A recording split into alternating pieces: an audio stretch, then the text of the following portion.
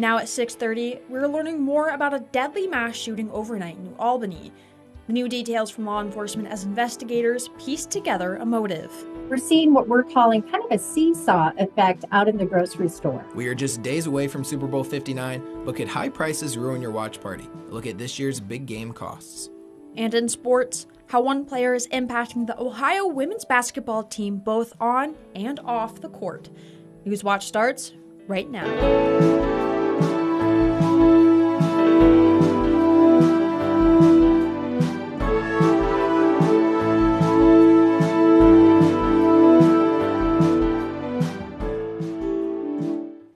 You're taking a live look outside as an ice storm begins to move into Athens. Well, it doesn't look too bad right now. The National Weather Service says this storm could bring potentially dangerous weather to southeast Ohio. Thanks for joining us. I'm Donovan Varney. And I'm Allison Patton. NWS has already issued several warnings for counties across our region, so we want to send it right over to forecaster Steve Nedlick. Steve, what can we expect from the storm tonight? We can expect the whole variety of things. We can expect rain, ice, snow, and we, because of that, have a winter weather advisory for a majority of southern Ohio, and even below to our south have a flood watch. Due to those freezing temperatures, when it warms up, we do have a chance for some floods. Now, currently, as you saw outside, we are experiencing 32-degree temperatures with a snow kind of ice mix right now, and that will change as we get to about midnight, is when it starts to transition over into that the warmer temperatures are going to cause rain to be in the area as opposed to this ice. So the ice is mostly a tonight problem, not necessarily a tomorrow morning problem.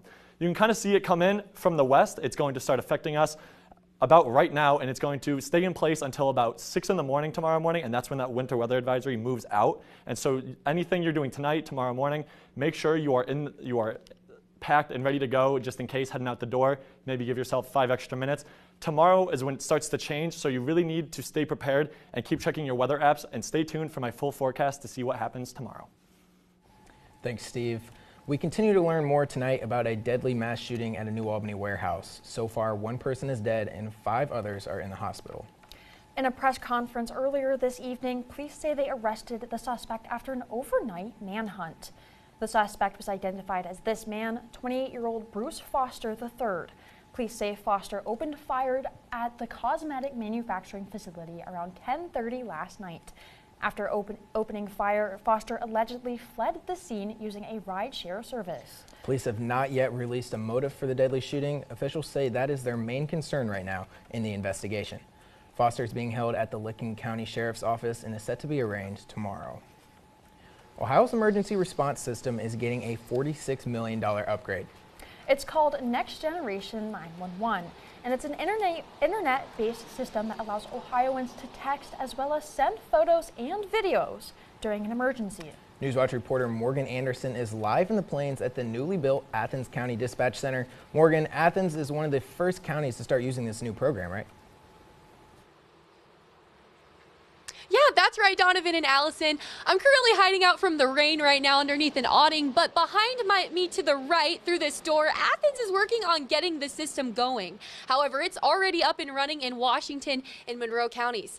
Officials say that tech like this is changing the game when it comes to emergency response times in rural areas across the state.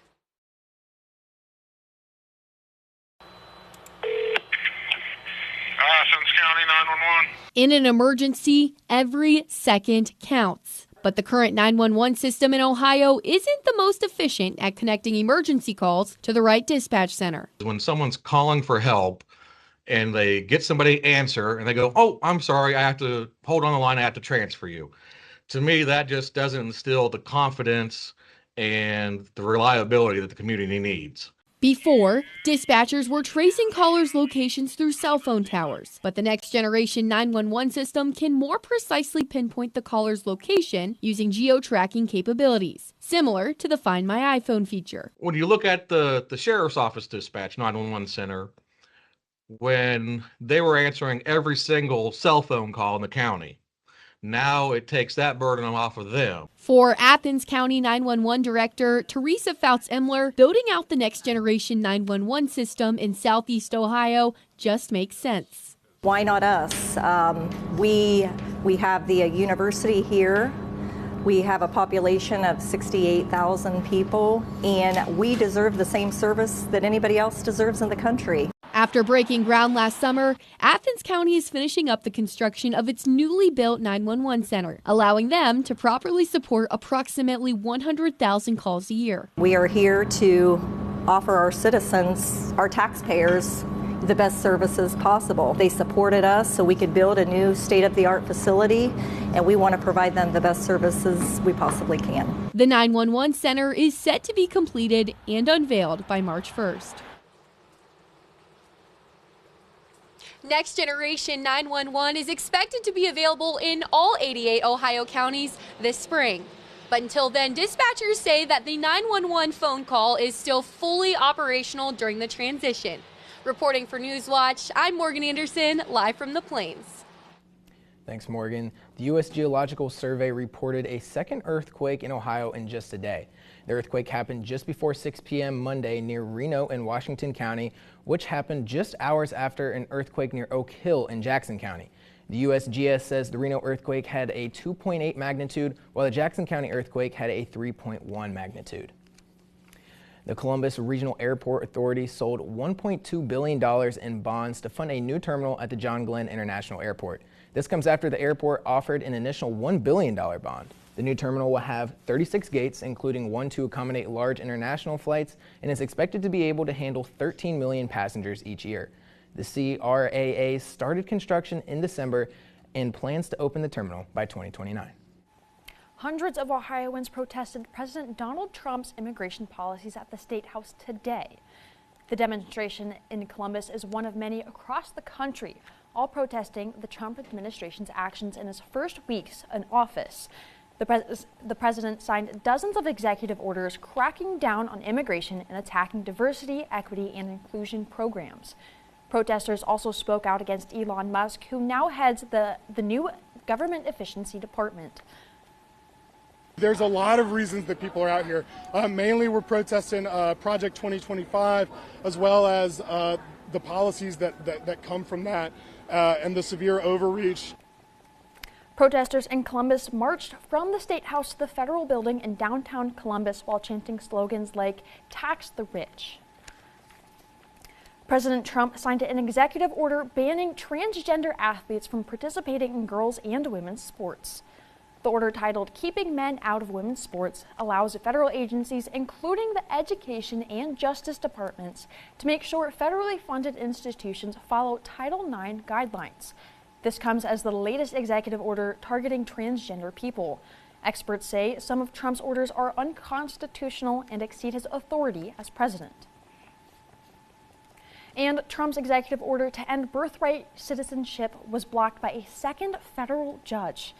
During a hearing today, U.S. District Judge Deborah Boardman said the order is unconstitutional.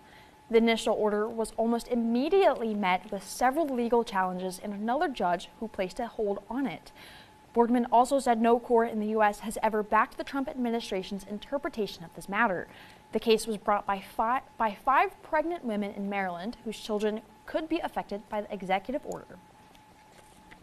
Worldwide aid organizations are sounding the alarm over the temporary halt in funding to USAID. The organization provides critical assistance to allies in impoverished nations around the globe. Critics say its closing could impact millions of lives abroad and threaten U.S. security. Laura Aguirre has more. All of these illegal actions of recent days will be challenged in court. A rising swell of opposition to the funding and operational freeze at USAID, with a number of congressional Democrats leading a protest this morning in D.C. AID makes us safer here as we save lives around the world. USAID's headquarters and annex offices remain closed through at least week's end, according to a staff memo obtained by CNN. This morning, a new directive. All global USAID direct hire personnel will be placed on administrative leave Friday, with the exception of mission-critical roles, and personnel outside the U.S. will be brought back within 30 days. You cannot pause an airplane in mid-flight and fire the crew, but this oligarch with unchecked power is doing that to the entirety of our foreign assistance worldwide. In recent days, the Trump administration has empowered Elon Musk to gain unprecedented access and control at USAID and the U.S. Treasury. When Congress funds an agency, they give broad discretion to the executive branch on how it's administered. They're using that authority right now in a way it hasn't been used in a long time, so it looks radical. As the USAID funding fight appears headed for court, global U.S. adversaries are watching. China and Russia are celebrating. They've been trying for undermining the U.S. in this way for decades, and Elon Musk is making it happen now. I'm Laura Aguirre reporting. Israeli Prime Minister Benjamin Netanyahu continues his meetings in Washington, D.C. today. He's the first foreign leader to meet with President Donald Trump at the White House this term, and his visit already is proving eventful, with Trump now saying he wants the U.S. to take over Gaza. And earlier today, he met with Defense Secretary Pete Hegseth. Netanyahu says he's discussing Trump's plan. He says his aim is to eradicate Hamas and make Gaza secure for Israel.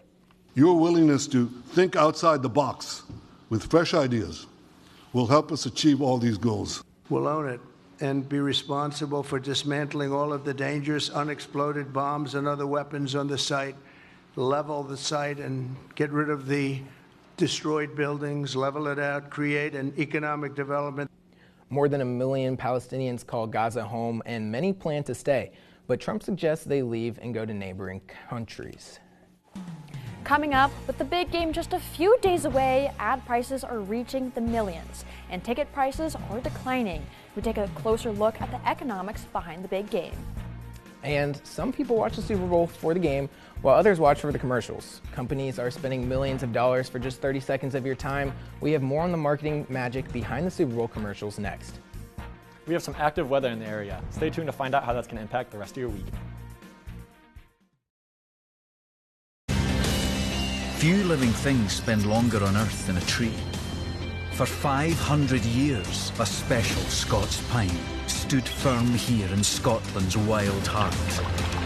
And what a tale it has to tell. Growing steadily alongside generations of animals and people. This is the story of Wild Heart. Tonight at 8 on WOUB. In the fourth year of Changing Planet, we are focusing on two of the largest river restoration projects ever attempted. What?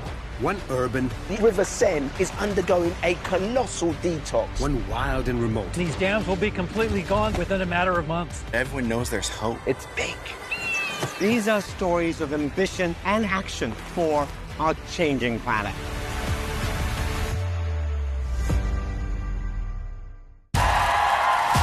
When you put voices together, there's an energy in the air.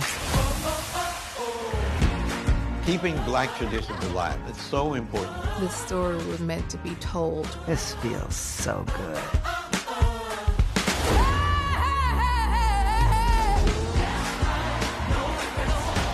Black people can also have those stories too.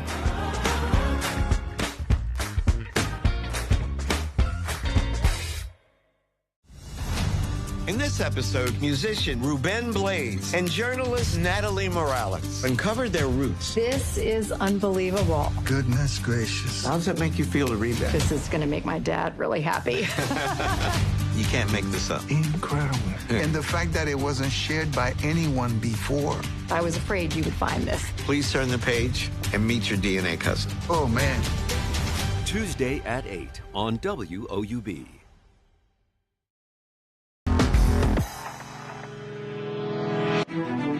We've had a crazy weather week, and today was no different. We had a system move through over the past 24 hours that's brought with it colder temperatures, but it's also brought with it snow and ice, and it will turn into rain as we head into tomorrow and the next day. Right now, it is still in the form of snow and ice, and that's impacting us right now, and it's going to stay that way until about midnight tonight, until we see that transition over to rain due to these increasing temperatures that it's actually going to bring us. Right now is why we're under a winter weather advisory with light snow in the area and temperatures at 32 degrees. Now, taking a look here, a majority of southern Ohio is actually under a winter weather advisory, and that will expire at 2 a.m. again due to those increasing temperatures. And actually, to our south, we do have a flood watch, and that's due to like all that melting snow and ice. That's a possibility for some flooding. Tonight, again, more of the same, 32, but we will see rain as we transition between tonight and tomorrow. And that's what's going to really make it interesting, as that warmer air might give us the possibility for a possible thunderstorm as we head into tomorrow morning. This is because that system that's moving in is bringing up warm air from the south, and that's going to really combat with the cold air we have up here. That's going to make for a possible convective environment, which means we have all the ingredients we need for a thunderstorm, which is weird for February. This is a map that shows the threat of a possible thunderstorm, and you can see here, south of Athens, we are looking at a higher threat, but we do have a marginal threat in Athens, so if you're heading out the door tomorrow morning, maybe give yourself some extra time, as we may have a thunderstorm. Again, looking at tomorrow, as we move into the day, we are going to be at 60 degrees, and that's due to that warm air that's being pulled up. But again, rain throughout the day, and it won't stay warm all day, as we have a low of 30, but that's not just the nighttime low. It is going to stay that cold as we head into Friday. Looking at tomorrow, we will have that start to move out, but seeing here, you can see that cold front move in, and that's going to be what drops our temperatures. Tomorrow night, more of the same, a really set up cold front. And then on Friday, we see it pretty cleared out with not much happening, but we will have those colder temperatures. On Monday and Tuesday is when we start to see a possible winter storm in the area, and that winter storm's name is Garnett. And now it's too far out to tell what that's going to give us snowfall-wise, but it is looking like a possible threat to us as we look at our travel the beginning of next week. So be mindful of that and really check your weather apps and stay tuned on the weather, because it could get dicey. Steve, it looks like weather's about to get kind of gross the next couple of days, and I know that you've been with WOUB as a forecaster for a really long time, and today is National Weather Person's Day, so... Hey, shout out Steve, man. Shout out Steve. Yeah, unfortunately we didn't get you a cake, but... that's all right, maybe next year. Yes. Now, what's tomorrow morning going to look like? Tomorrow morning, it's going to be rainy, possible claps of thunder. You know, we're not really sure. It's just going to be warm during the morning and cold as we get towards the night. So it's going to be a mixed bag tomorrow. Yeah, and then we saw later in the week, we're going to get back in the 30s. I was just in shorts running the other day. Exactly. So, I mean, we had 60s, 30s, all over the place. But thanks for the good work, Steve. We're going to move on here to talk about some Super Bowls. Super Bowl's coming up. So with the Super Bowl just days away, ad prices are hitting millions and ticket prices are declining. For some, the economics behind the big game can be a bit confusing. Karen Kafa is in Washington to break down the numbers. With the price tag of some Super Bowl ads at $8 million for 30 seconds, Donna Werdelick, a professor of marketing at Virginia Tech, says advertisers still see the steep price of admission as worth it. Why? Because now it's a little bit more of a show, right? There's a couple of more components that are really, really involved now, such as the Taylor Swift effect. Taylor Swift's presence as she roots for Chiefs star Travis Kelce, broadening the game day audience and the opportunities for brands like Dove Spot encouraging girls in sports and Haagen-Dazs. What happened to Fast Life? Not today. With Vin Diesel showing a softer side. Memorable marketing moments and really bringing and engaging the country in and really, really trying to bring it back to this is one of the staples of America. Watching at home means eating at home. The National Retail Federation says Americans will spend about $18.6 billion on game day celebrations, with most consumers buying food and beverages. Wells Fargo found some game day favorites more costly this year and others a little less. We're seeing what we're calling kind of a seesaw effect out in the grocery store. Items pricier than last year include raw chicken wings up 7%, avocados and cherry tomatoes both up more than 11%, with the domestic supply of tomatoes crunched after Florida hurricanes. Consumers are going to be paying more, not only due to popularity, but also because they are being imported. Frozen pizzas, chips, and salsa among items trending cheaper than last year. In Washington, I'm Karen Kafa. Companies spend millions of dollars on Super Bowl ads for just 30 seconds of your time, but the time it takes to make these ads can be months. Yeah, in particular, a 60-second ad took one company nearly a year to plan it. While the process took quite some time, Ricardo Marquez, the vice president of marketing for Michelob Ultra, said filming the commercial only took 5 days. When we get to the production stage, securing talent, the director, a location, and then all the post-production work, all of that takes immense time. Marquez says the goal of this time and effort is to boost brand recognition and sales. As soon as the Super Bowl concludes, major companies like Michelob Ultra go back to the drawing board to prepare for next year's big game. Next in sports, one Ohio women's basketball player has made a significant impact on and off the court. Find out how she helps this team reach new heights.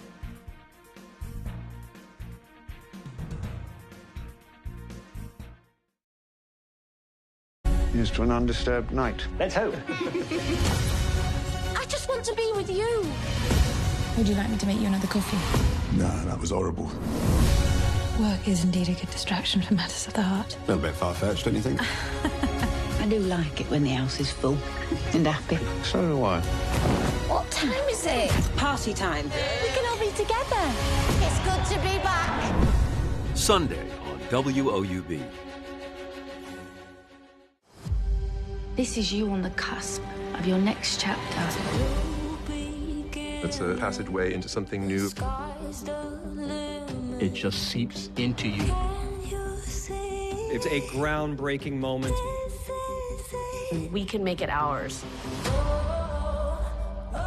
We're coming out hot. We're starting here. It's definitely going to be a treat for their palate. What a story. She had the imagination of a genius. Each time I go up there, it's the sense of newness. 3, 2, 1. Showtime. We're all running. It's beautiful. Cherish every moment. Continue to laugh. We hope you'll join us. There is no going back. It's time for a new beginning. Birds Whoa! are, I said, oh my goodness, dinosaurs. Today's birds are dinosaurs. The skeletal similarity is enormous. The extraordinary evolutionary epic of feathers to flight and evading extinction. This would have been a world of abundant opportunity. Dino birds on Nova. Tonight at 9 on WOUB. Welcome back to sports. I'm Evan Johnson. For Ohio women's basketball, the season has not gone quite to plan. They have only 4 wins with a little over a month left in the season, but there have been some bright spots. One of them being senior Kennedy Watkins. She has been a leader for the team on and off the court. She just reached a career milestone, 1,000 career points. On January 22, 2025, Kennedy Watkins became the 19th player in Ohio women's basketball history to reach 1,000 career points. It makes my heart full. I don't know, I've just been doing this for so long, for over 12 years, and people dream of this moment, and for me, for it to actually be happening to me and being able to reach that milestone, it's just huge. Even from the beginning, she was always getting buckets. Watkins played in her first 2 seasons at Southeast Missouri State, where she was a starter from day one. In those 2 years, she was a threat in the paint, and she's kept that part of her game at Ohio. But she has also expanded her offensive skill set. Watkins is now a threat to score from anywhere on the court. The ability to be able to score at all 3 levels now has really elevated my game in a lot of ways. It's really tricky for people to guard me. I might step out and shoot the 3, I might get a low post catch, I might drive it to the basket. Just being able to score at all 3 levels and be versatile and just have the confidence to put the ball in the hole. Her play on the court is special, but her leadership off the court is what makes her the player she is. From day one at Ohio, she was able to connect with her teammates and gain the respect of her coaches. Watkins was always ready to accept that role as a leader. I was somebody that people gravitated towards, but I kind of didn't want to step on anybody's toes. But then the role just kind of fell in my lap. It's always come natural to me to just be able to reach people. In her senior year, Watkins is looking forward to graduating. And after 4 years of college basketball, 2 of those at Ohio, she wants people to remember her for being a great teammate. I'm so close with my teammates, so just having them remember me next year and just oh my gosh, remember when Ken was here and this and that, being just a cool person, a light for our team, and also just being a co-player, oh, Ken was a bucket. That's what I want them to say, Ken was a bucket, we hate that she's gone. Kennedy Watkins has etched her name in the history books, but who she is as a person and as a leader is what has cemented her legacy forever. Reporting for Newswatch, I'm Evan Johnson in Athens. Kennedy Watkins will have a chance to add on to her point total tonight at Central Michigan. After scoring their lowest total points of the season at Miami, the Bobcats will look to rebound against the Chippewas. Both teams have not gotten a win since January 25th, but Ohio has had no problem in the past with Central Michigan, winning their last 3 games against them. Ohio will have to get the offense rolling again in order to get a victory tonight at Mount Pleasant. Today is National Girls and Women in Sports.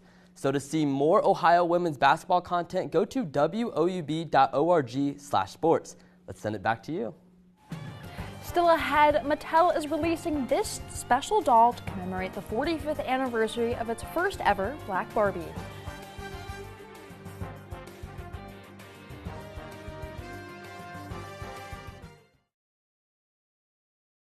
On Secrets of the Dead. Welcome to the Dark Ages. An era of violence and chaos. There's plagues, there's civil war, the Saxons are just slaughtering everybody. Did the mythical King Arthur rise from this moment to unite Britain? Caliban, is that Excalibur?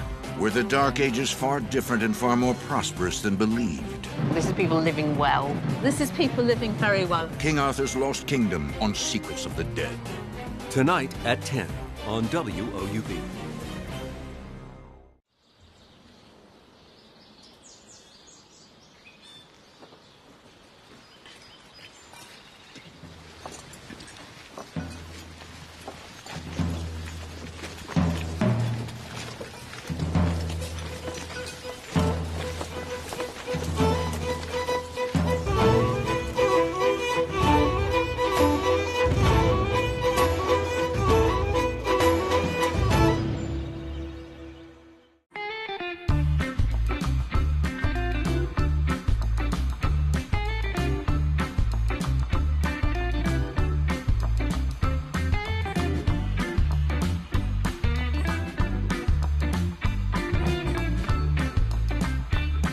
If you don't drive it, donate it and support something you use every day.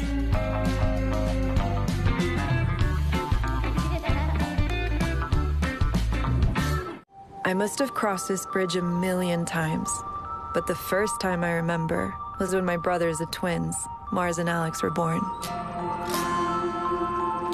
But Mars is gone now, and all I'm left with is his camera. Now that I'm back here, can I find my memories of us? Can I find you? Monday at 10 on WOUB.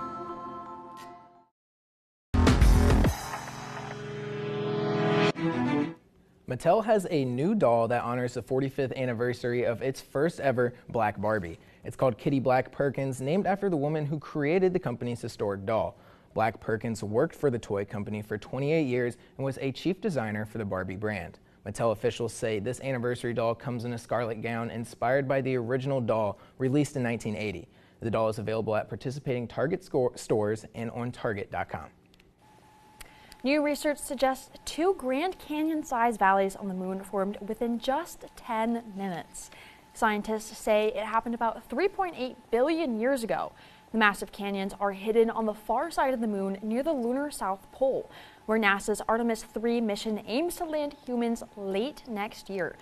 The lunar canyons are part of the larger Schrödinger impact basin. That's where an unidentified object slammed into the moon billions of years ago. According to the study, the impact likely also led to the creation of the canyons.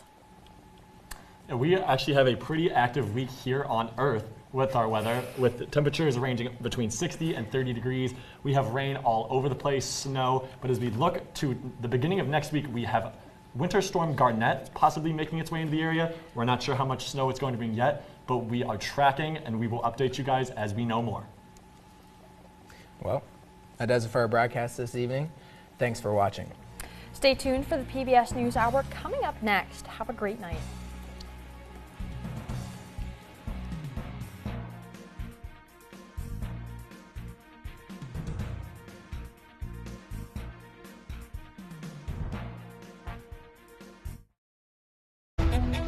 This is Passport, your ticket to stream complete seasons, early releases, iconic series, and so much more. This was perfect. Donate to your local PBS station and start streaming today.